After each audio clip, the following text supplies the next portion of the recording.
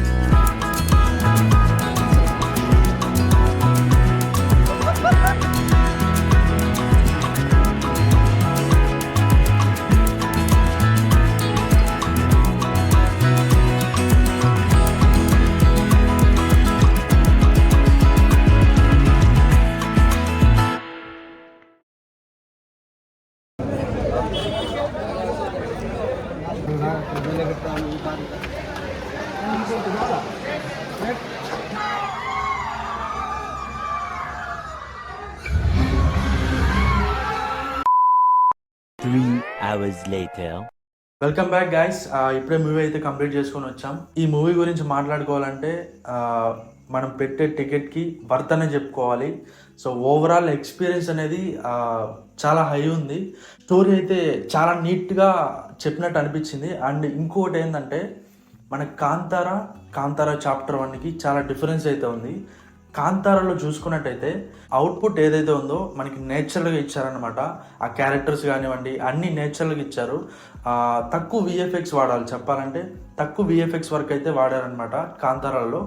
And Kantara chapter 1లో చూసుకున్నట్టయితే మనకి VFX work అనేది 40% కన్నా ఎక్కువ యూజ్ చేశారు. విఎఫ్ఎక్స్ వర్క్ అనేది అంత ఇంపాక్ట్ లేదని నాకు అనిపించింది. ఎందుకంటే ఆ స్టోరీ అనేది కొంచెం జంగిల్లో ఉండడం వల్ల మనకి విఎఫ్ఎక్స్ అనేది ఎక్కువ వాడారు. And coming to climax VFX work అనేది కొంచెం నాకు డిసప్పాయింట్ అని అనిపించింది. అండ్ స్టోరీ ప్రకారంగా చూసుకుంటే కమింగ్ టు ఫస్ట్ హాఫ్ మనకి కొంచెం సీన్స్ అనేవి కామెడీ ట్రై చేశారు. అండ్ సెకండ్ హాఫ్ వచ్చేసి మనకి చాలా హై ఉందన్నమాట. అండ్ ఈ సినిమాలో ఆడియన్స్కి హై ఇచ్చే మూమెంట్స్ చాలానే ఉన్నాయి. నాకు ఎక్కువగా పర్సనల్గా కనెక్ట్ అయింది ఏంటంటే ఫైట్ సీన్స్ కానివ్వండి అండ్ ఇంటర్వెల్ సీన్ అయితే 10 minutes చాలా హై ఉంది. ఆ ట్విస్ట్ కానివ్వండి కరెక్ట్గా ఎండ్ చేశారు. And coming to second half start అయిన ఒక 5 minutesకే థియేటర్ మొత్తం ఒక 10 minutes సైలెన్స్ అయిపోయింది అనమాట. ఆ విధంగా ఆ యాక్షన్ కానివ్వండి, ఎమోషన్ కానివ్వండి, ఆ మ్యూజిక్ కానివ్వండి, సాంగ్ కానివ్వండి పర్ఫెక్ట్గా ఇచ్చారు. థియేటర్ మొత్తం 10 minutes సైలెంట్ అయిపోయింది అనమాట. ఆ 10 minutes ఇచ్చిన హై అక్కడికే మనకి మూవీ అనేది చాలా చాలా వర్కౌట్ అయింది అనిపిస్తుంది. And coming to climax VFX వర్క్లో మాత్రమే మనకి కొంచెం డిఫెక్ట్ అనిపిస్తుంది. సో స్టోరీ అనేది పెద్ద స్టోరీ. ఆ పెద్ద స్టోరీని 2.5 hours చాలా నీట్గా ఎక్స్ప్లెయిన్ చేయడానికి అయితే ట్రై చేశారు. సో దానికి అప్రిషియేట్ చేయొచ్చు.